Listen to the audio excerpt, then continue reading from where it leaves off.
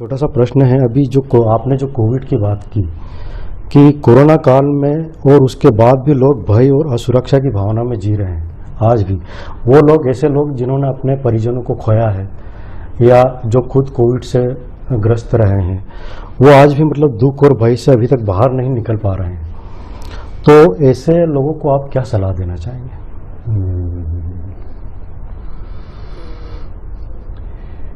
अनिरुद्ध जी, दुख जीवन का अकाट्य सत्य है। इससे कोई अपने आंखों को बंद करके और जीना चाहे तो अपने को धोखा दे रहा है जी। यहाँ पर तो बीमारी का दुख है, विपत्तियों अनेक प्रकार से आती हैं, उनका दुख है, बुढ़ापा आता है, ये भी दुखमय होता है, और अंत में मृत्यु आती है, वो तो दर्दनाक होती ही है जी। तो इसलिए ये संसार को दुखालयम अशाश्वतम बताया गया कि भाई ये तो दुखमय है ही जी। अब व्यक्ति उस दुख को भुलाकर अपना जीवन जीना चाहता है जी। तो वो एक प्रकार से स्वप्न में जीता है, वो वास्तविकता को भुला के जीता है। सोचता है बस केवल खुशी मिलेगी, कोई गम नहीं मिलेगा, और जब गम मिलता है तो टूट जाता है, ये क्या हुआ। तो उसके बजाय अब कोई तो चाहता नहीं कि कठिनाई आए, लेकिन अगर कठिनाई आती है उसका हम उपयोग करें, उसको एक सीढ़ी बनाएं और ऊपर चढ़ जाएं, तो हम पाएंगे कि दुख से हमको बहुत सारी शिक्षाएं मिलती हैं जी।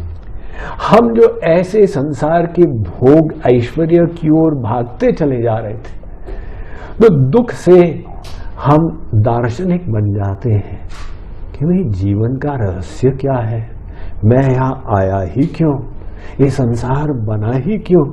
ये जो जीवन के बड़े बड़े प्रश्न हैं, इनकी ओर हमारी बुद्धि जाती है और उससे अपने जीवन में और गहराई आ जाती है। तो इसलिए दुख तो अगर हम उसका उपयोग करें तो हमको बहुत ऊपर पहुंचा सकता है। इसलिए तो कबीर जी ने लिखा है कि सुख के माथे सिल परे नाम हिये ते जाए, बलिहारी व दुख की जो पल पल नाम रटाए।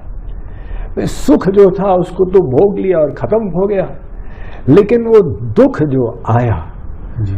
तो उसका सामना करने में मुझे भीतर से विकास करना पड़ा, मुझे ऐसे प्रश्नों का उत्तर खोजना पड़ा जिन पर मैंने कभी ध्यान नहीं दिया था। मेरा मन जो नेगेटिव हो रहा था, मुझे उससे युद्ध करना पड़ा, और इन सब में कठिनाई तो हुई, लेकिन परिणाम स्वरूप में भीतर से एक श्रेष्ठ मनुष्य बन गया। तो अगर हम ये लक्ष्य रखें कि मेरे जीवन में सबसे महत्वपूर्ण बात है आंतरिक विकास, तो यदि कभी ये संसार या भगवान हमें कष्ट देते, हम उससे घबराएंगे नहीं। हम कहते ठीक है भगवान, आपकी जैसी इच्छा आप करें, हम अपना कर्तव्य करते जाएंगे विश्वास के साथ। जी। देखिए अनिरुद्ध जी, एक दृष्टांत से समझिए। जी। एक लकड़ी गई एक मूर्तिकार के पास जी। और उसने कहा मुझे सुंदर बना दो। मूर्तिकार ने कहा मैं तो तैयार हूं, तुम तैयार हो? लकड़ी ने कहा बिल्कुल। तो मूर्तिकार ने औजार लिए और ठोका ठाकी शुरू कर दी। लकड़ी ने क्या कर रहे हो? अरे रोको रोको, इतना कष्ट हो रहा है, इतने निष्ठुर हो। मूर्तिकार ने कहा अगर सुंदर बनना है तो कष्ट को सहन करना पड़ेगा। तो लकड़ी ने कहा अच्छा करो, लेकिन प्रतिदिन थोड़ा करो, ज्यादा मत करना। अब मूर्तिकार को अनुमति मिली, वो फिर से शुरू हो गया और लकड़ी चीखती गई, चिल्लाती गई। मूर्तिकार अपना काम करता गया। एक दिन वो सुंदर सी मूर्ति बन गई और उसको मंदिर में स्थापित कर दिया गया। तो सुंदर बनने का एक कॉस्ट होता है। भाई ऐसा कष्ट सहन करोगे तब सुंदरता आएगी।